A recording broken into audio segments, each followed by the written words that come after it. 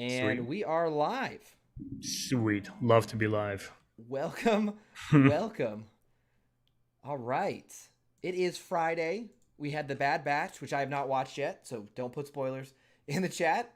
Okay. But today, we have a High Republic Comic Con at Home panel, which I want to check out. Sweet. Love to be live. Let me say hello to everybody. Yeah, Boom. this will be fun. Hi, guys. Hello, hello. Ooh, I like the little setup you have there with the High Republic imagery. Yeah, I took this right I'm off feeling of Disney themselves. They Nice. gave it, and we'll put it. All right. So I have the stream pulled, or I have the links pulled up, and I've linked it down below for everyone who wants to watch it on their own. I'm gonna share my screen because I couldn't find anything that said I wasn't allowed to watch it with you guys. You don't have to make an account or pay, so I'm not overly concerned that we're gonna get like in trouble here. Hi from France. Hey, that's crazy. Oh, nice. Very awesome.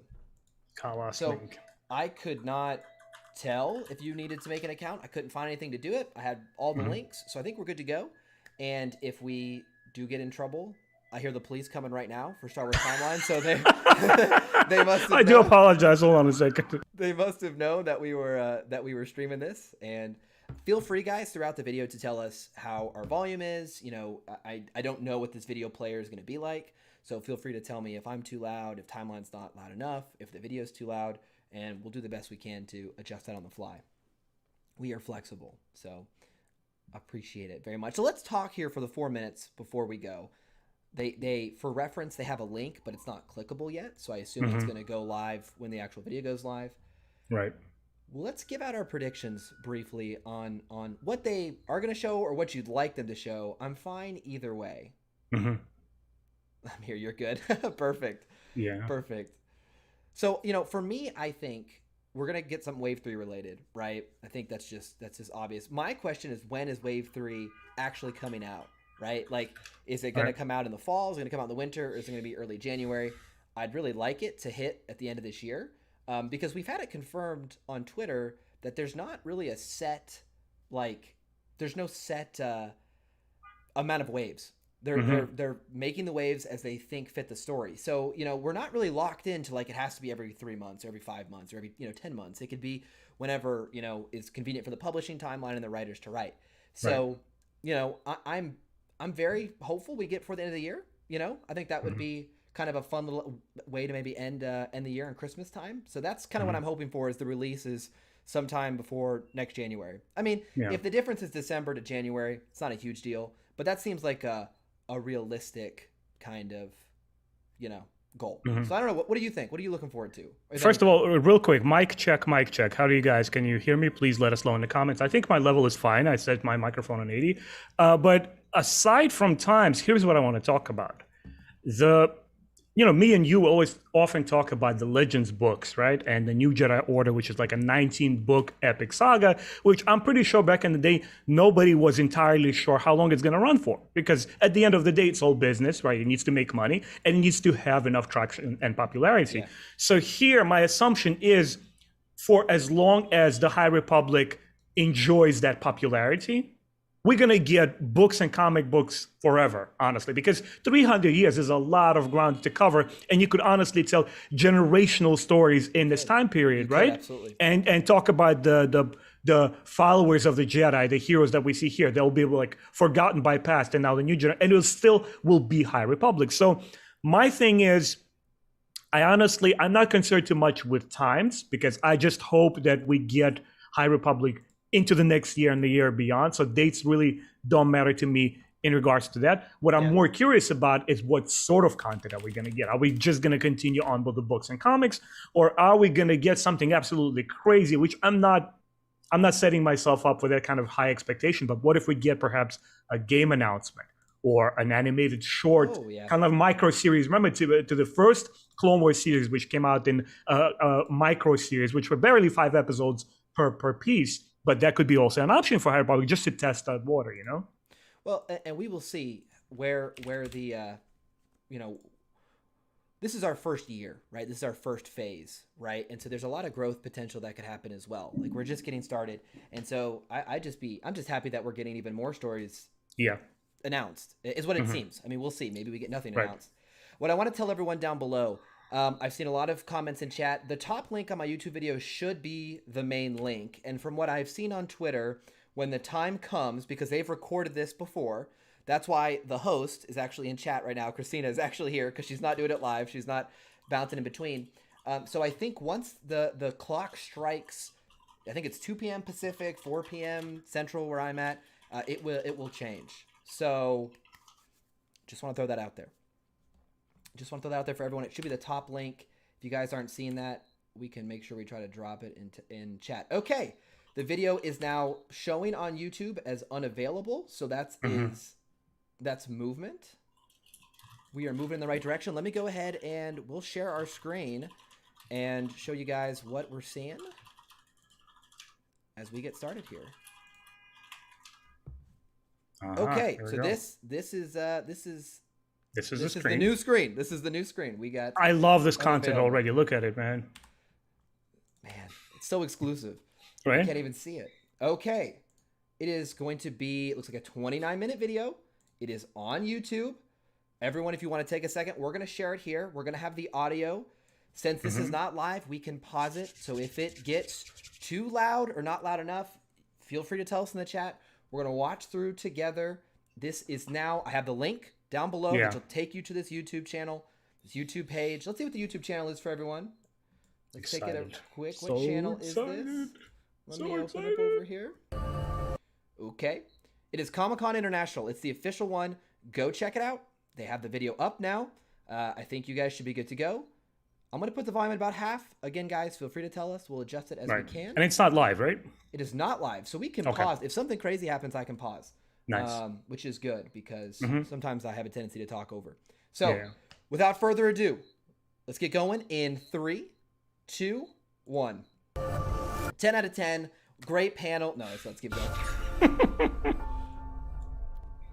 Hello and welcome to the Star Wars The High Republic San Diego Comic-Con Spectacular, Woo! or as cools on the internet call it, Swathers Dekuks. I'm Christina Ariel, host of the High Republic Show on StarWars.com, and today we're going to show you for the very first time an exciting new chapter in the High Republic saga. Joining me today are my friends. Oh no, I'm covering Daniel. Wait a second. Let me not cover Daniel so much.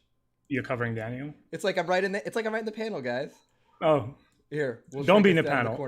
Get away from the panel. Let us watch. Right on the Comic-Con logo. Let's get going. Authors Claudia Gray, Justina Ireland, Daniel Jose Older, Kevin Scott, and Charles Soule. Now, before I bring them on to talk about the future, let's look at how we got here. As you know by now, the High Republic era launched in January of this year.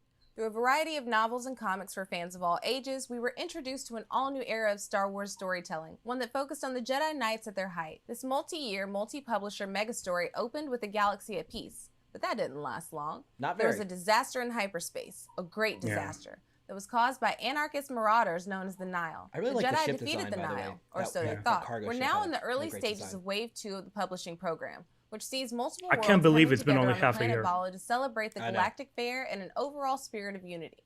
But the Nihil have returned, and they brought carnivorous plant creatures with them. There's a vicious attack on the Republic Fair, which caused... Okay, I gotta pause right at the bat. I absolutely adore this art. You can get it on a t-shirt. Yeah. On the Disney Store and on Amazon. This to me was just awesome. I wish I could get this poster somewhere. It's the same one we covered the last time, right? I know. Yeah, Display, get me this. I don't want to disrupt this too much, but this is just great artwork. This is just fantastic artwork. The Jedi and the Republic to go on the offensive against the Nihil, which just might be exactly what Nihil leader Marchion Ro wants. And now that we know where we've been, let's find out where we're going. Joining me now, all the way from the UK, is High Republic author and Jackson's #1 fan, Kevin Scott. Oh, it's so nice to see you. Welcome. Now, The Rising Storm came out last month. Tell viewers a little more about the attack on the Republic Fair. Well, the attack on the Republic Fair. Real quick, if you have not read The Rising Storm, it's probably a good time to click away. Yeah, this could be a major spoiler, guys. Yeah, we would hate for you to get spoiled in this book. The Republic Fair is... And I will try to call those out throughout. Right now seems like a good time. So just be wary of that. Be wary of that. I'll give people a second to click away. Okay, let's go. celebration of all that's good in the Republic. It's Lena So, one of her great works. It's her saying, look, this is who we are, this is who you could be a part of. But really, it's a story of hubris gone wrong for just about everyone in the book. So you've got the Jedi and the Republic who think that things like the Great Disaster could never happen again. Lightning won't strike twice. And then you've got the Nihil themselves who think, well, if we attack this, I love this artwork, man. then we're set. So epic. Everyone will fear us. And then everyone involved finds out that that isn't always going to be the case. And I can't say it ends well for just about anyone at all. I'm not going to push you anymore on that because I know you probably have... He does raise a great point there. I absolutely love that kind of theming, that everyone kind of gets bit a little bit by their own arrogance. I love that nobody's safe. Yeah. Right. Both sides, there's not like... They both take casualties. They both take losses at the end. It wasn't just like an all-out win for either. I love that he called that out, and that was intentional in his writing. So awesome. Mm-hmm. Your limits of what you can tell me.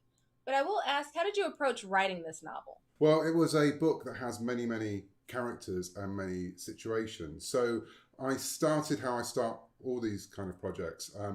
I have mind maps on the wall as if I'm about to find a serial killer, where I list every one of the major characters, where they were at the end of Light of the Jedi or the other books. Or the How comics, fun is that? Where they need to be at the beginning of the Republic Fair, and then also that's smart. That's a very smart decision. And that's how I start all of these projects, because you have to then weave those lives in and out of each other, and get them from that point. And then obviously, you know, this being a Star Wars book, you want to put your characters, especially the most beloved characters, through the worst possible time to get there.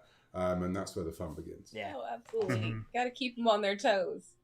Now, were there challenges with writing the second novel, or did you take an Empire Strikes Back approach? The entire thing of having Empire Strikes Back out there, you know that that's the ultimate in making sure that everything is inversed and the situation is getting worse and worse all the time for the characters and splitting them up. And when you've got the Nihil, it's very easy to split everyone up because they immediately stop all communication. Yeah, unpredictable. They flood the place with a war cloud. Star Wars Tonight, there are spoilers who right now. We've shown are really strong together, are automatically thrown apart as soon as the attack begins.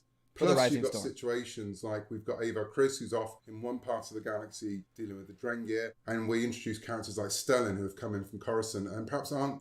You know, I want to talk about that real quick. It was such a decision I really liked, that Avar, who was such an important part of the first story, really was one of the main characters, even in the comic runs, took a major backseat to make way for new characters. I really like that. And that's not something you typically would see in like a movie trilogy where that main character is going to be consistent through every book. This is really kind of a shared universe. So I really like that approach to the story. And, you know, just to add to that, it's interesting that they are rotating the characters. And, you know, if you were kind of like down or disappointed that your favorite Jedi didn't get the spotlight in the first book, they're rotating them and now giving the other characters, and not just the Jedi, but like I mentioned it in my review, that even like a reporter here or some inconsequential, you know, Nihil sympathizer over there, they get their spotlight here, and they're really interesting to follow. Yeah, for sure.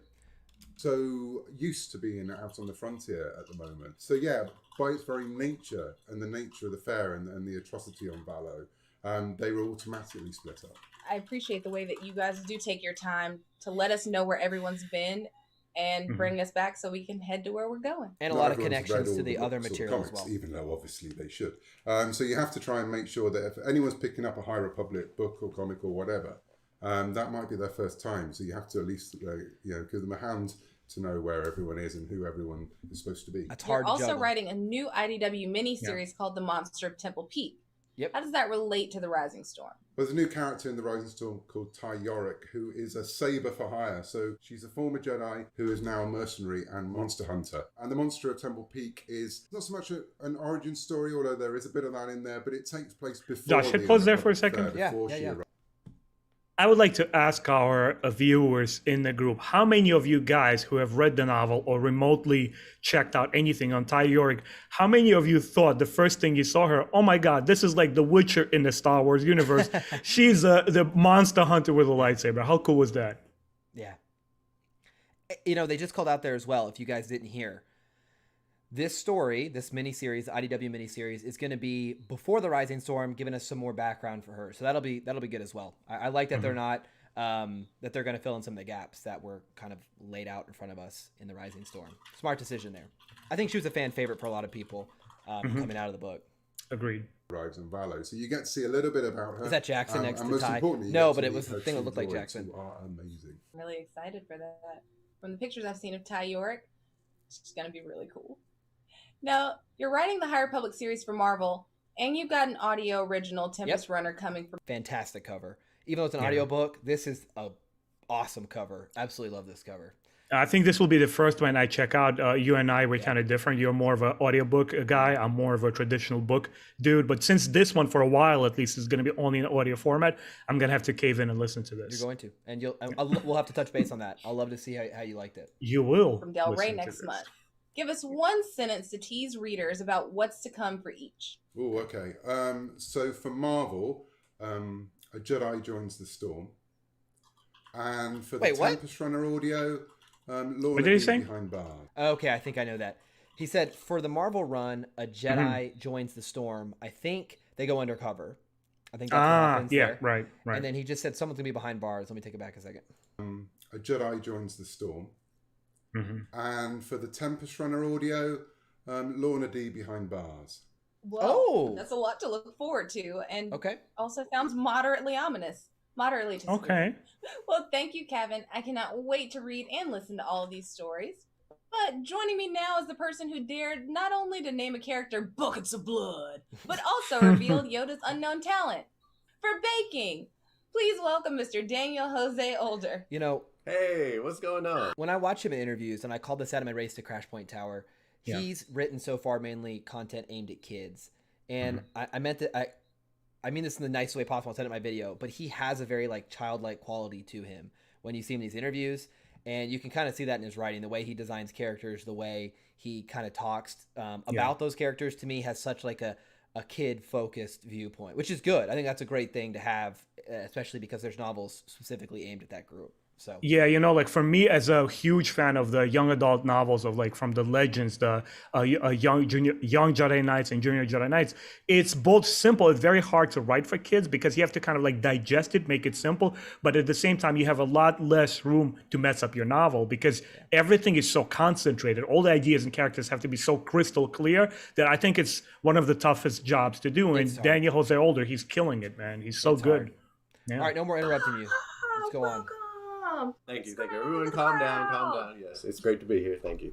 Thanks for being here. Now, Race to Crashpoint Tower also came out last month. How does that connect to the events of the Republic Fair? So, in Race to Crashpoint Tower, we meet a new Padawan, Ram Jomaram, who lives on the planet Velo, where the Republic Fair is happening.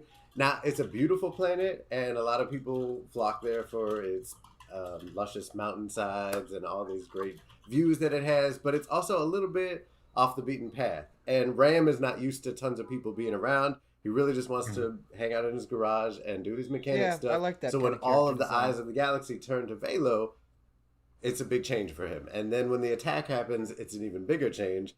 Most Jedi we know were not, expecting war to come in their lifetime. It's been a time of peace up until now, up until very recently. So all of the young people are adjusting to that too. We also That's what's interesting about this. From the High Republic Adventures, from the Starhopper, especially Lula Talasola and also Zine, and they're dealing with that new reality too. They've seen some battle, but it's escalating. Every time we come back, we see that the Nihil are escalating their attacks and things are getting worse and worse. It was really nice to see all of our Padawans meeting up and to see Vernestra and to see Ram and to see the interactions between Lula and Vernestra. I said in my book review, if you like the IDW comics, Race to Crashpoint Tower is right there for you. But I will say, where might we see Padawan Ram Jamaram again? So, Ram is coming back. He ends, how will we not spoil this? If you pick up the August Free Comic Book Day comic of the High Republic Adventures, you will get to see Ram again. In fact, it's directly tied into the book, Race to Crashpoint Tower, and we see more of him and Lula and Zine and their adventures, and the Bonbraks. Seems like they changed art style for this issue. Their adventures during the Republic Fair. And then there's lots more Ram to come. Speaking of, you're writing the High Republic Adventures for IDW and the upcoming Trail of Shadows for Marvel. So same question for you that I asked of Kevin. Give us one sentence to tease readers about what's to come for each. Okay. So for High Republic Adventures, The next section, we follow Farzala and Court and what they're doing during the time of the Republic Fair. They have some Drengir situation to deal with, but they also have some diplomatic hut situations to deal with. That was a semicolon, by the way, so I'm still in the first sentence. And there's lots of exciting new adventures and new characters coming up with both Farzala and Court. We meet Farzala's master, who's really cool and is an amazing nap taker and also a great diplomat. That was like 5 sentences, but all semicolons. You had me at nap taker. Epic, legendary naps, especially at exactly the wrong moment. But we'll get to that. For Trail of Shadows, oh man, what to even say? It's dark, it's moody, it's complex. There are so many twists and turns. It's something like we've had noir in Star Wars, and I think this takes that and goes even deeper into the noir, leans into all of that amazing darkness and the classic vibe of some of those old school detective movies and stories that we love so much. I can't wait for people to read it. I absolutely love that. I'm looking forward to it. Yeah, I haven't heard that name in a long time. Go ahead.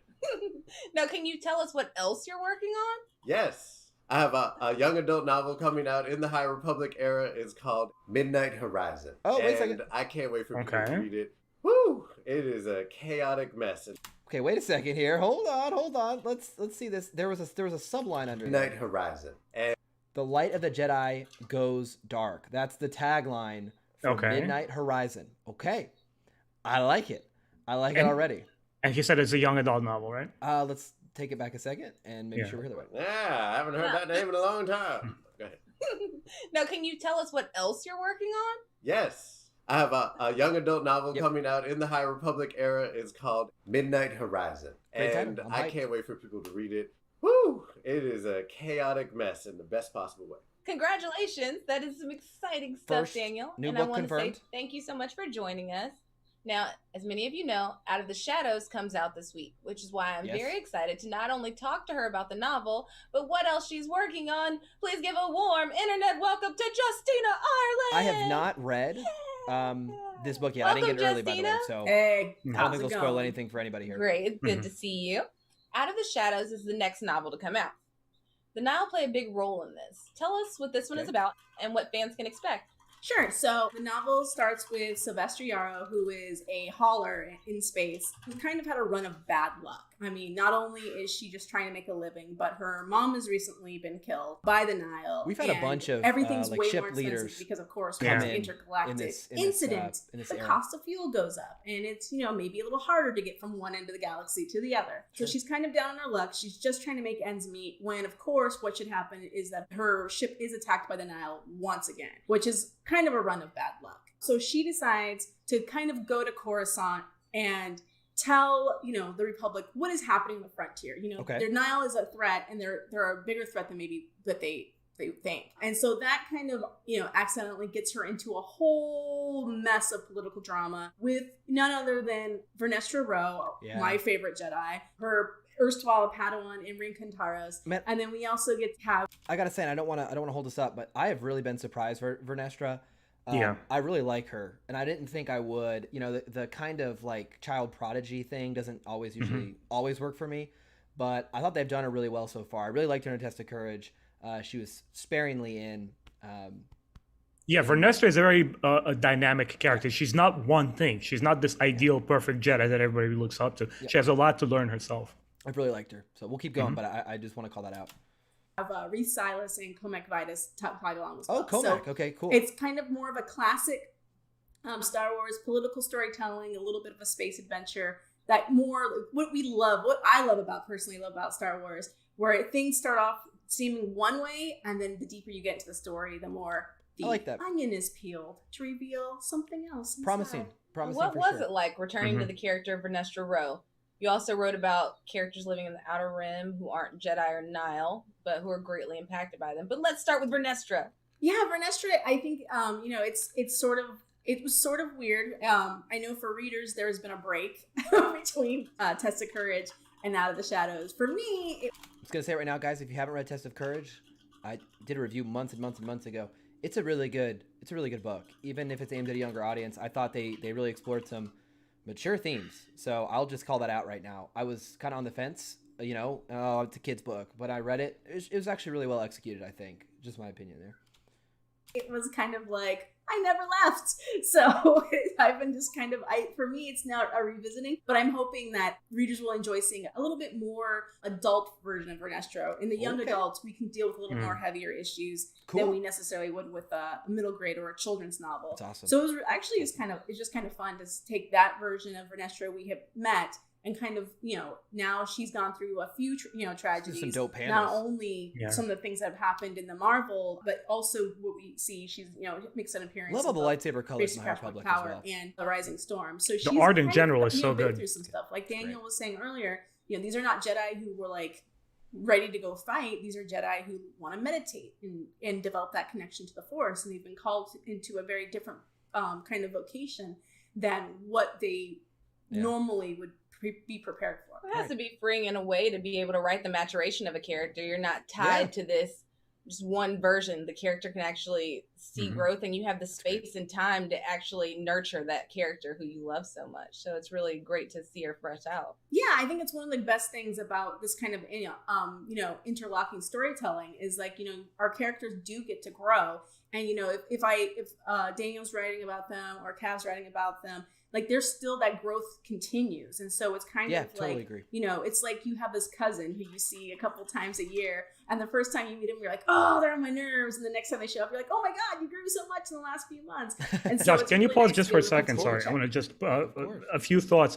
I think there is a bit of resistance for newcomers, new fans to be like, what is this High Republic thing? I don't know if I'm not sold. The thing is, what's very interesting here, they're setting the Jedi as completely different and not what we're used to seeing. And that's what makes a difference. And I'm pretty sure if you guys who are newcomers, if you stick around with this 10 novels after, you'd be like, oh, I see where this is going. Yeah. Because I've seen it time and again in Legends novels, you would feel that, okay, this series is heading this way. I don't know if I'm going to like it. And then 5 books later, like, oh my God, okay, it's so unexpected. Yeah. That's where they're taking a completely different direction. It's like the medium of a long run book series and comics allows you to really, like they said, have character growth, like the Clone Wars did for the prequel era, right? How much that helped grow those characters. You could do something similar, just in a different form of art. So good call out. In on characters. And speaking of other characters, you're writing characters that are living in the Outer Rim who aren't Jedi or Nihil, but who are greatly impacted by them. Can you tell us more about these outlying characters and how they view the Jedi? Sure. Okay. One of the characters we get to meet is Jordana Sparkburn, who is Sebastiero's kind of ex-girlfriend, but she's also a Santeca.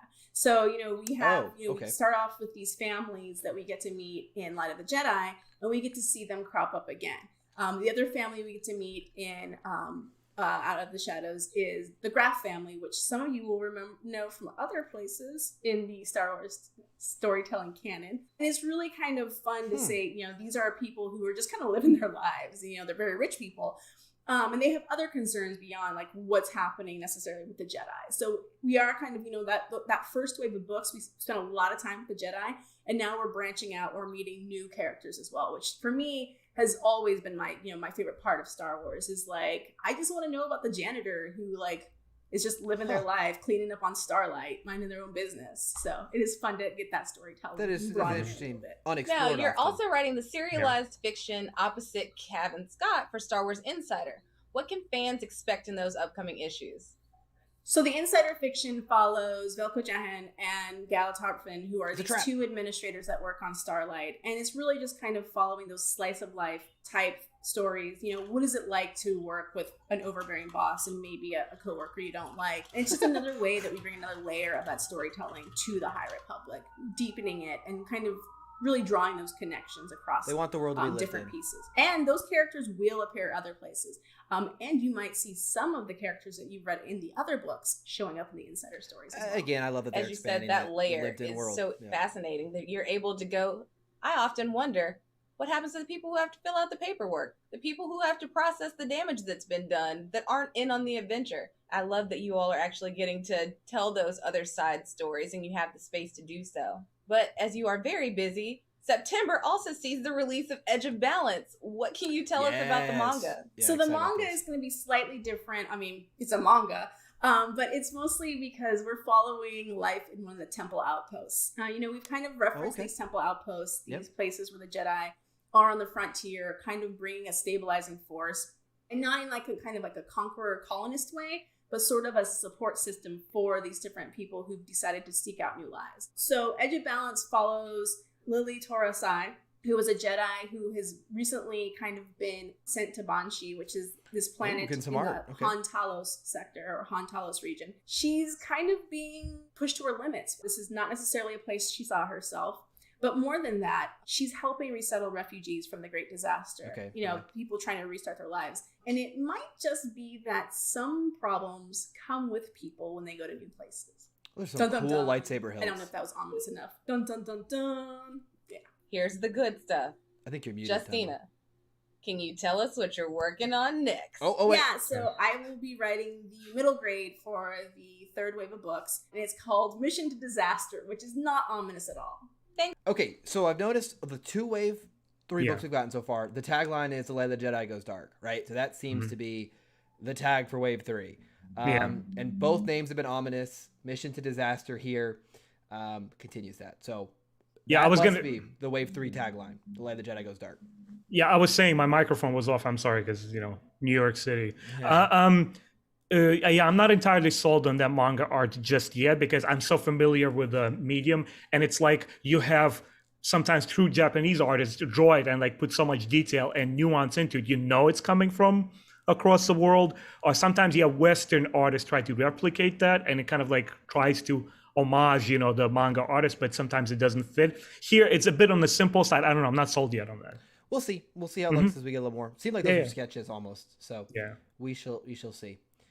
Light of the Jedi Goes Dark. All right, that's the tagline for Wave 3. Let's keep going. Thanks, Justina. And next up, I'm very excited to welcome the man who ushered in the new era of the High Republic with his novel Light of the Jedi. Please welcome Charles Soule. Yeah. Hey. Hi, Charles. Welcome back. Thank you very much. It's nice to be actually in my house, but it's nice to be here talking to you two. It's nice to speak with you again. Now, you kicked things off with Light of the Jedi, which debuted at #1 on the New York Times bestsellers list and is now out in paperback. What's been the reaction to that novel? I forgot about that. I mean, out of this world, no pun intended. Like, whenever you're trying to do a creative project, at least for me, you have 2 goals. And one is that you execute that project to the best of your ability. You make something as poignant and beautiful and that something that utilizes your skill and talent is really at the highest possible level. And then the second element is you want ideally as many possible or sort of many people as possible to experience it. And it's not always that both of those things happen at the same time. But with Light of the Jedi, it really was exactly the story that I wanted to. I just love this art piece, man. Oh my God. Every time it gets me. And all of it's a good art piece too. And the fact that it was introducing this new era, it was, I felt like it was everything I wanted to do creatively. And then, as you said, it landed at #1 on the New York Times bestseller list and stayed there for a month. I get messages literally every single day. Even now, it's been out for, over 6 months. Messages from people who are telling me that they read it, that they enjoyed it, that it, with questions about what's going to happen next, that it moved them in some particular way.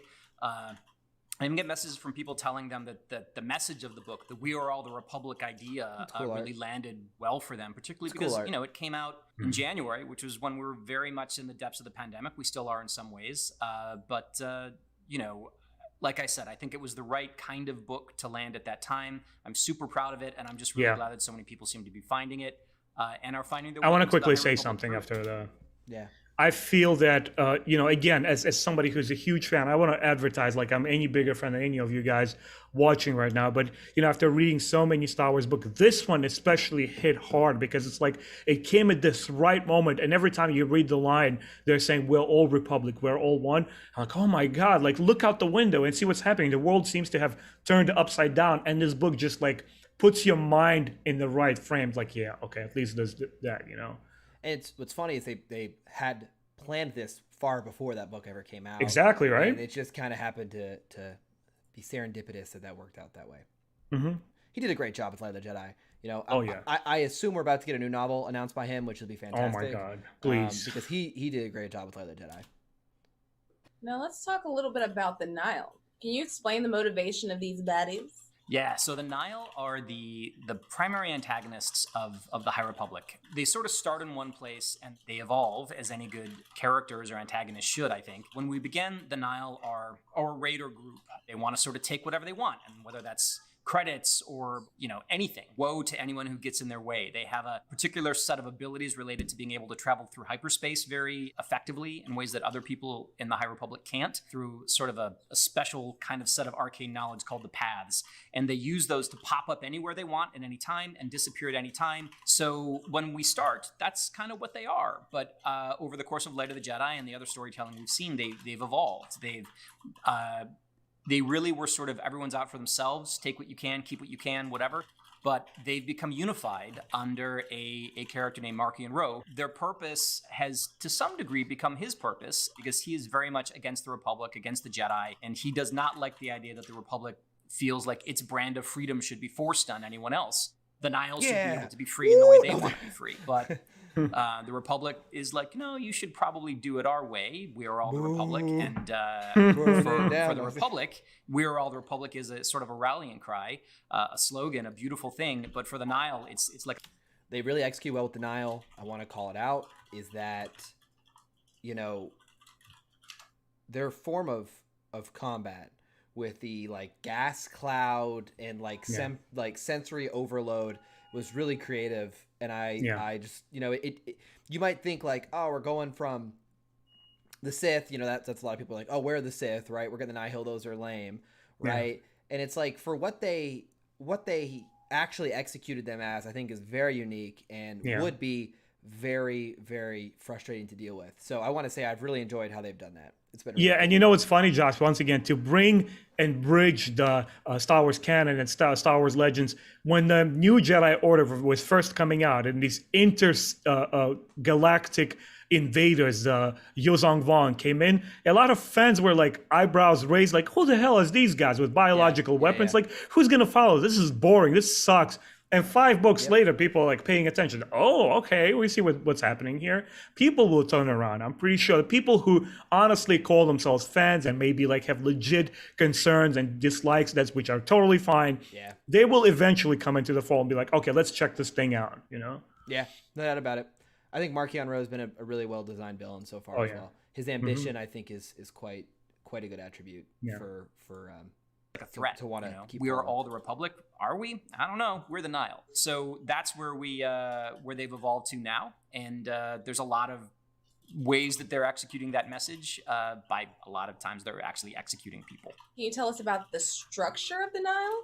Oh yeah. So one of the things I think you want to do when you're making up a bad guy group is give them more than just they're a bunch of amorphous bad guys, right? You want to suggest that there's sort of a society there or something, some rules or a code that they follow. And the Nihil are organized in kind of a triangular, pyramidic sort of structure. They're all kind of loosely organized around storm terminology. So the lowest level recruits are called strikes, and they're almost cannon fodder. They're trying to do their best to be, real murderous jerks. If they do well, eventually they might get promoted and elevated up to the next level, which is clouds. And the clouds have a number of strikes below them, and all of the strikes give up a good chunk of whatever money they earn. I love all the terminology. Clouds have a group above them called the Storms, who are even more elite. They have done even more terrible things and have gotten promoted accordingly. And above them are individuals called the Tempest Runners, because the Nihil are broken out into 3 groups, 3 Tempests, each of which has storms, clouds, and strikes. And each one of those is led by a Tempest Runner.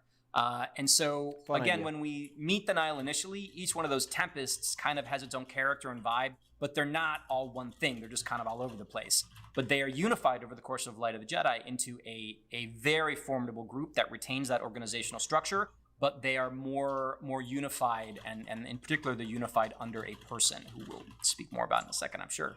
Oh, speaking of that person, how does the eye fit in? So there's a person called the Eye of the Nihil, right? Again, it's all storm stuff. Storms have eyes. Hell yeah. And his name is Markian Ro. And when Light of the Jedi begins, he has almost a ceremonial role. His job is to provide the paths, these hyperspace. That's a great way to this describe thing him. That makes the Nihil special and very difficult. He's on the side over here. He is not the boss. He is sort of secondary, subservient to those Tempest Runners I mentioned. But over the course of Light of the Jedi, he shows that he is actually the one who's been in charge of everything the whole time. He takes control of the Nihil, he unifies them, and gives them this higher purpose in which, he wants to unleash the storm of the Nihil on the entire galaxy. So he has a very complicated backstory, much of which has not yet been revealed, but he's absolutely terrifying. He's charming in a way. You'll meet him and he'll talk to you, and you'll have a good time. Maybe he'll buy you a beer, or a space beer, I guess. And but then the minute you leave the room, his face goes blank. It's all just a mask. Most Star Wars bad guys wear masks. Mark Inro does too, but that's his entire personality. It'd be great if we could get some backstory, find out more about Mark Inro. Or a new novel. What are you working on next? Well, I am going to be writing I guess I'm writing it now. I'm not going to be. But in January of 2022, a Marvel comic that tells the story of Marky and Row will be released. It's called Eye of the Storm. It will come out in 2 oversized issues, totaling 60 pages of story, which is a lot. So I'm super excited about it. Finally today, I am absolutely... So that, I don't know if that, I guess that probably counts as Wave 3. And it sounds like Wave 3 is going to creep into January 2022. Which means when they release the phases, they said phase 1, phase 2, phase 3. That's not 3 years. They aren't only doing 3 years. That's actually big time for them to confirm that. So that's a little detail, if I understood correctly, and I think I did, that it's not just going to be 1 phase a year. Like, we're going to have 3 phases, it's going to be 3 years of stories. It could be 2-3 years for a phase. Maybe. We'll see. But that's, to me, is actually a really big deal. Really stoked to introduce the New York Times #1 best-selling author of Into the Dark. You know her, you love her. It's Claudia Gray. I think I'm in the minority. Claudia Gray's Into the Dark was my favorite High Republic book so far. Into the Dark was excellent. I loved that book. It was my favorite so far. I absolutely loved how they had the dark side artifacts with the Drain gear. Yeah. Love that. So that was even though I rated her book to be my least favorite, in the same review of the Into the Dark, I said, look, that's not saying anything, because Claudia Gray is still a badass author. And when you read that book, it's still excellent. Just because it's not her best, it doesn't. Exactly. Yep. Yeah. It's all preference. I said favorite. I mean, I like all of them for different reasons. But Into the Dark, I felt like it just scratched an itch for me. I really liked it. It came out during the winter, and it had that kind of creepy, alien almost vibe to it in some of the scenes where you're in an abandoned space station. I really like that kind of tone she hit. Hi, Christina. Now, Claudia, you also had a #1 New York Times bestseller with Into the Dark. Tell us what the reception of that book has been. It's been great. And it looks like Claudia's getting the adult novel. Even though at this point I've been publishing for, I think, 15 years, I am still convinced every book is the one that is going to make everybody go, wait, what? Impossible. No, and come after me like, a torch-wielding mob after Frankenstein. I do this to myself before every release. Although now, it used to be months before release, and now it's just a day and a half or so. So it was really great to start seeing good positive responses and see people getting enthusiastic about this other view of what was going on. Sort of during the Great Disaster, it was another window into the way that looked for the rest of the galaxy. Now, let's see. You've written about a reluctant Padawan and a scholarly master. How do you see them within the bigger picture of the Jedi? Are they closer to Qui-Gon or Obi-Wan? I don't think either of them maps exactly onto those templates. I definitely think Comac and Qui-Gon would get on. I think they both have some interest in a little mysticism, a little esoterica, but I think Comac is somebody who struggles a lot. He does. Even as a Jedi Master, he is still Qui-Gon is a lot more conflicted about some very basic things. Centered. Yeah, agree with that. Mm-hmm. I thought Comac was a good character. One of the reasons I liked Into the Dark is you introduced this character and Orla, who were really different. So about the Order, even the separation of the light side and the dark side of the Force. He has questions that are that fundamental to what's going on, and he labors through that. That's part of who he is and what he has going on. And I think Obi-Wan and Reith probably share some desire for order and doing things the way they're supposed to be done, but Wreath at least begins Into the Dark very anti-adventure. He would rather be the more scholarly type. He's the one who looked at Jocasta Nu and was like, her, I want to be her. Unless, obviously that would be looking forward in time. You get what I mean. Whereas Obi-Wan, he loved adventure. I always feel like people sort of go, oh, he's a little too rigid, he's a little too whatever. But I just remember that moment when Obi-Wan faces off against Grievous and Grievous pulls out the 4 lightsabers. The first thing Obi-Wan does is grin. He's just like, yeah, let's do this. So I think it's a good reminder. A, that was a good pickup by her. But B, these authors who, there'll be people out there who claim they hate Star Wars, etc. Just because they don't make the kind of content you might enjoy, right? Yeah. Does not mean they don't like Star Wars. They are fans through and through, man. Exactly. They catch things and have different things that maybe even you noticed. So yeah. I think Wreath is coming along though. He's gonna keep growing and changing, and I love what happens with him in Justina's novel. No spoilers, but I think it's great, and I think it's going to be really fascinating to see where he ends up. We're looking forward to that. Now, you've also written about a charming rogue pilot, his determined co-pilot, and his navigator, who may or may not be just a rock.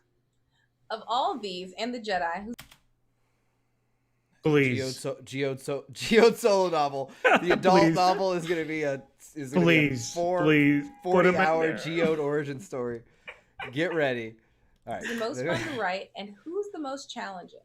Let's face it, the most fun is the Rock. Though he's not a rock, he's a Vintian. It's just kind of hard to tell the difference if you're humanoid-ish. I love her puns. That character is looking at all the ways in prose that we talk about character reactions or interactions that aren't either body language or verbal. And there are actually a ton of ways that we do that. I hadn't even realized how many until I started playing with it and realized, actually you can have this character really express a lot of stuff. So that's always been fun. The challenge... I gotta say something, Josh. Honestly... Hit pause. I'm sorry. She's so bold, so confident in her writing, and she doesn't needs affirmations or feedback from the fans that she knows it's a good character, and those of us who are in it, we know he's a good character also, and that he's a gag. He doesn't interfere with the story in any way possible. I love it, man. Yeah, credit where it's due. You're right. I mean, she stood by it. Got a lot of flack. I love her. For people who had no idea what it even was, but continuing. Probably the most challenging one was Comac for me, but I think at first I wasn't sure how far I wanted to delve into these conflicts or how far to go with that. That's a good point. But we ended up being able to go along that path a little bit and explore that more. But you sort of had to figure out, where is he in this journey? What is he questioning? What is difficult for him right now? What makes sense one of the to coolest come characters up in the context of this story, and what should wait until later in the saga. Ooh, so I would say Comac's the most challenging. I do love Geode. The whole crew of the vessel is a blast to write. It was so fun. fun. I've asked everyone else, and now it's your turn. Can you tell us what you're working on next? I can. Finally, I can say that I am writing the third Del Rey novel that finishes phase 1 of the High Republic. Okay. And it is called The Fallen Star. Okay. Nice. So she is getting the adult novel. It's going to finish phase 1, so it's 3 waves. So it's 3 waves. It seems like it is going to come out in, well, maybe they'll tell us, but it seems like it's going to be into next year is how this wave is going to go. You heard it here first. Wave 3 of the High Republic has been officially announced. To recap, we have The Fallen Star by Claudia Gray, Mission to Disaster by Justina Ireland, I Have the Storm by Charles Soule, and Midnight Horizon by Daniel Jose Older. Be on the lookout for those next year. So it is January 2022. Okay. So that tells me that we're getting that's 4 books in wave 3. That's actually quite a bit. So if we count, we've gotten so far 1, 2, 3, 4, 5, and then comics. So it's about 9 to 10 books a phase, and then comics in between that. That puts us, if each keep that consistency at roughly 30 books in the High Republic era, if they all did the same length, right? Right. Which is a lot of stories. So I will be very interested if they can keep. I mean, 30 books is a long era. So I'll be very curious if they keep that. I'll be very curious if they can keep that pace. And in terms of that timeline, you know, like just once again comparing it to the 40-year-old rich history of the novels that we got before, you can almost feel like the adult novels are the pillars, and they kind of like center on the main events, right? And then the young reader novels are kind of like spin-offs that complement the story overall. And honestly, when I look at it, 30 novels, it's not even that much to cover 300 years. There's still way more that can tell. And once again, I think after those first 2 or 3 years of the High Republic books, if you know the campaign succeeds overall, they're like, fans like that. They want more. Let's introduce more stories. Yeah, and you're dead on. This is probably not going to scale the full 300 years of books, which means if people are liking it, they can do shows. We all know the Acolyte is supposed to come at the end of the High Republic era. You know, you could tell stories in between, you know, the Acolyte and wherever, we don't know. And you're right. And now what I wonder if they'll do, and we're doing far too much speculation, let's finish, just like 40 seconds left. So let's finish this up and then we'll do a quick wrap up. Let's do it. Oh, I'm sorry, I muted you. On the High Republic, be sure to check out the High Republic show next week on StarWars.com, hosted by yours truly. And be sure to check out StarWars.com for all your Star Wars news, next week, including your Star Wars publishing updates. Until then, thanks for watching, and may the Force be with you. Okay. Well, let's switch on for our wrap up. Let's move on to the side by side. Side by side. Now everyone gets the real stars of the show on the side. Right. So we had 4 books announced for Wave 3. It seems like that's the totality of Wave 3. And there's 2 other things I want to say though. Really 3 other things. That's not including the Marvel or the IDW comics. And in that IDW comics, there's a new one that the Trials of Night or Trials of Dark, that noir comic that Daniel Jose Older's working on. That's another story that's not counted in there. Also, the monster story that Cavan Scott is writing. I'm totally blanking on the name right now. That's another story not covered. And Edge of Balance isn't covered. So those are going to come out in the next couple months as we prepare for Wave 3 in January. So it's still very full outside of the books themselves. So I think it's a lot of effort being put in, right? Yeah, absolutely. I mean, that to me is a lot of work and a lot of storytelling and a lot of places they could go. So they kept it pretty standard. We got our 4 books, which is more than we've gotten in the other waves. We've only gotten 3 in Wave 1 and 3 in Wave 2. This is going to be our first 4-book wave. So that's encouraging to me as well.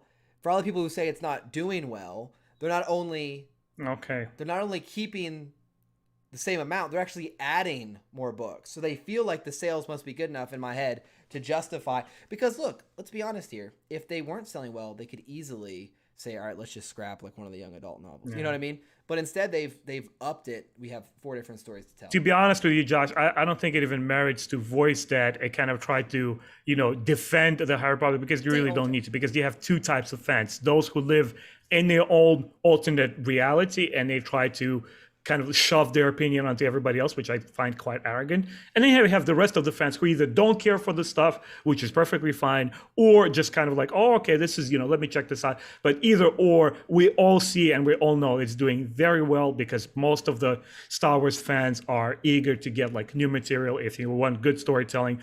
And just for the record, neither Josh or I are Disney shills. We're not here to advertise. We're not getting paid for this stuff. We're just 2 dudes who read this and enjoy it. Exactly. But Disney, if you're in the channel, I speak for myself. I will shill for you. Pay me. No, I'm just kidding. Please, all day. Me, yeah. Let me get. I'll work. Yeah, absolutely. Let me get those advanced copies of like your release books that I can talk about them, and just give me the liberty to talk about them freely. Like and I think honestly that's what they would want. If they give you an advanced copy of a book, like, hey, what's your honest opinion? Yeah. The best advertisement is word of mouth, and guys, me like you can totally shill for them. Absolutely. I'm ready, able, and I can start tomorrow. Where do I sign up? Do I get the tattoo? The High Republic tattoo? I get that comment a lot. They're like, you sound like it. I'm like, dude, does my setup look like Disney's paying me enough then? Because they got a lot of money to throw. They could do a little better. No. Let me ask you a question, Josh. Yeah, absolutely. Was there anything covered here that you didn't get? Was there something they were counting on perhaps from this announcement that we didn't get? No, I said at the beginning, I had a feeling it was only gonna be book announcements, and my hope was that they would come out in December, which we don't have release dates on all of them, but it does say beginning in January. Yeah. So I was kind of hoping to get into the Christmas season with them, just because I love that time of year, and I thought it'd be fun. But I was very expected to me they would do it in January, which is when they did Wave 1. What's really eye-opening to me, and I want to drive this home, is that it seems like Phase 2 is not going to start until summer of next year at the earliest. Yeah. Which means, this is going to go on. I, in my head, kind of thought this was going to be like a 3-year writing initiative, and it seems like at least it'll be 3.5 at the pace, or 4. And that, to me, is actually really exciting. I want them to do more with the High Republic. I want the shows. I want the toys. I want the Legos. I want the Funko Pops. I want all of that. Only way we're going to get it is if we support it and it does well. And so I'm encouraged by 2 things. Number 1, the next wave has 4 books. We got The Fallen Star, we got Mission to Disaster, we have Eye of the Storm, and Midnight Horizon. Eye of the Storm is like a large comic. It's 2 60-page comics, which is a large effort. So I'm going to count that as a book. I'm going to count that as a visual novel, basically. And so, to me, that's encouraging. It means that they're seeing support to want to keep moving forward. And the other thing I'm really excited about is, from wave to wave inside of the phase, it seems they have almost like their own little trilogies going on. Like this one is The Light of the Jedi Goes Dark. So there's almost like little tiny ebbs and flows inside these phases, why the phases are going to have even bigger moments to build into in the future. I think that's very exciting as well. Yeah. And the last thing I'll say, I lied, I have 3 things, is early on, Christina was in here watching the video with us, and she made a comment. I'm thinking I can find it looking back through my chat. She said there's a lot to come in the... Okay, here we go. She said it to Blue Pig Gaming. She said there's so much more to come, even if you don't hear all of it today. So that's encouraging to me that there's even more. And I thought there's a bunch coming up. There's the Monster at Temple Peak. There's the IDW comic. There's that new noir style story. There's the Tempest Runner. There's Fallen Star, Eye of Storm, Mission to Disaster, Midnight Horizon, the Marvel comics. I mean, there's actually a ton of work being put in here. And I don't want to minimize that because we didn't get, a big show or a big, which we all want. And if they sell one of these dope lightsabers, the lightsabers in the High Republic are dope. Sell me those. I will spend too much money on them. But I thought it was kind of expected. And I'm hoping the momentum continues and we can get bigger announcements in the future. Wait, and remind us, the audience, who Christina is. Christina Ariel is the host of the High Republic show. Right. She actually hosted this panel. So we have a new High Republic show coming out next week, she announced. So I have a feeling, she definitely knows more than we do about what's coming in the future. Clearly. And so when she says there's more coming, it's a very reliable source. And for some reason, when I talked to her in the chat, I didn't connect the 2 and 2 because I honestly don't watch all of these small announcements. I'm the type of guy who gets the hype when the book is honestly in my lap. Yeah. I'm not like you. You're much more forward thinking in that regard, where you update me on all the things. Like, hey Ben, join me on my podcast. Let's talk about this new stuff. You're a very, very excited kind of guy. And you're looking forward to the future. For me, I don't know why. It's always been when it's in the vicinity of a month or a week off being released, I'm like, ooh, let me run to the bookstore real quick and check out what it's all about. Yeah. And only when it's my lap, that's when my hype levels pick up. Well, and it's honestly a great way to live because you're not going to ever get disappointed. Because you're just hey, when the book gets there, I'll check it out and read it. Yeah. But, I've been very pleased with the amount of fan engagement they're going for. The authors on Twitter, the authors jumping into the show, the shows they do. This is exactly how you want to build a community. We're going to wrap the stream up here quick. And hopefully, I know we've been off schedule. We kind of had this replace our Thursday stream this week. We will pick that back up next Thursday. We'll make sure we keep that and you guys informed. One thing I want to say before we wrap it up is when you talk about building a fan initiative, the way they've really, in my opinion, put the fans first. We've had multiple panels. We've had multiple, animated shorts. They've given us author access. They've given us, comics. They've given us books. I think they're really trying to get the fans fully involved here, and I want to give them a lot of credit. So this is how you build it. You give the fans, constant, I think, sources to look forward to every, couple weeks. There's something new to talk about, and I really appreciate the design of this release. So I want to give credit there. Give us your final thoughts, Ben. What did you think? Are you excited? And we'll wrap this thing up. I am excited for High Republic in general.